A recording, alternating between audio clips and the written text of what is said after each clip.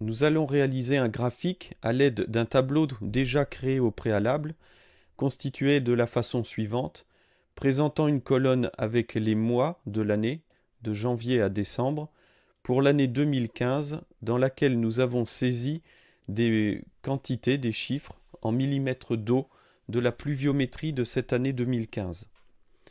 Pour effectuer un graphique, nous devons d'abord sélectionner le tableau. Donc je vais par choix proposer de prendre la cellule A1 jusqu'à la cellule B13. Vous retrouvez d'ailleurs les coordonnées ici. Nous prenons l'icône Insérer un diagramme qui propose un assistant sur lequel nous allons remplir peu à peu toutes les informations en 4 étapes. La première étape consiste à choisir le type de diagramme. Il nous propose par défaut en colonne, avec 3 possibilités, en barre, en secteur, que l'on appelle aussi camembert, en zone, en ligne, le plus utilisé soit par point ou en ligne seule, et tout un tas d'autres propositions de type de diagramme, notamment en étoile,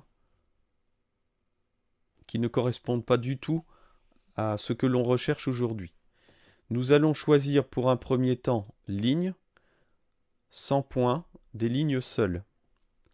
Et nous faisons suivant.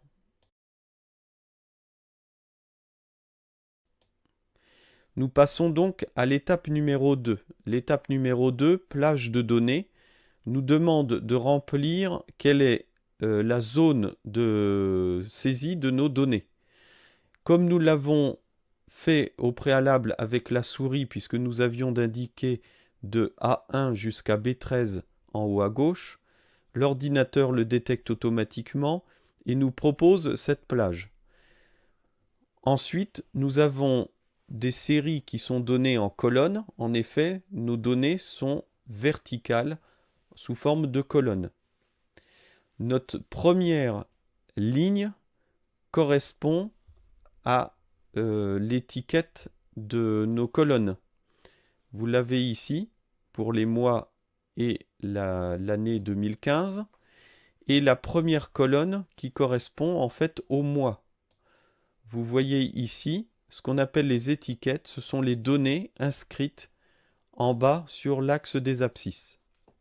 Si j'efface première colonne comme étiquette, l'ordinateur va complètement changer le diagramme tel que nous l'avions vu auparavant pour correspondre cette donnée-là comme une courbe et la deuxième colonne comme une deuxième courbe. Vous voyez, il indique d'ailleurs mois et il indique 2015.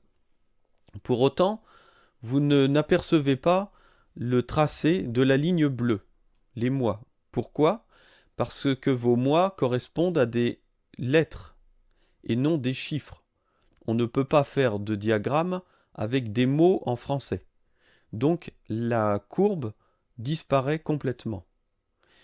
En fait, notre diagramme ici est faux, puisque notre première colonne correspond bien à des étiquettes qui doivent s'inscrire en bas. Donc l'ordinateur utilise la première colonne pour l'axe des abscisses et donner les indications de chaque point, et utilise la deuxième colonne qui est 2015 pour faire notre tracé.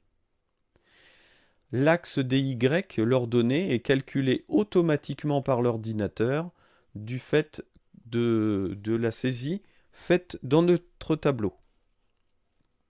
Ensuite, nous allons passer à l'étape numéro 3, série de données. Dans la série de données, on indique ici la plage correspondante au nom et la catégorie. Vous pouvez laisser tout ça dans un premier temps, tout est réglé. Vous faites directement suivant. Les éléments du diagramme correspondent à la présentation. Notre diagramme doit avoir un titre. Relevé de pluviométrie 2015. On peut indiquer un sous-titre si l'on souhaite. À ce moment-là, on pourrait enlever 2015 et ajouter année 2015 en dessous. Vous voyez que le sous-titre s'intègre directement en 2 lignes. L'axe des X.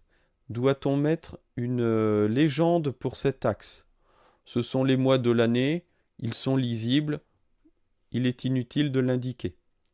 Par contre, sur l'axe des Y, nous avons des valeurs dont on ne connaît pas l'unité. On peut ajouter cette unité-là, entre parenthèses, en millimètres. L'ordinateur l'insère directement sur le côté ici. Pas d'axe de Z puisque nous ne sommes pas en 3 dimensions. On a la possibilité d'afficher ou de supprimer la légende à droite. Ici, la légende correspond à l'année que nous avons déjà indiquée dans le titre. On peut très bien enlever cette légende et ainsi gagner de la place. Et je fais terminer. Voilà, nous avons donc un graphique prêt qui correspond à les données saisies dans le tableau préalable. Et nous pouvons déplacer notre tableau, notre graphique sous le tableau et redimensionner ce graphique. Attention à bien garder une taille correspondante à la proportionnalité des données.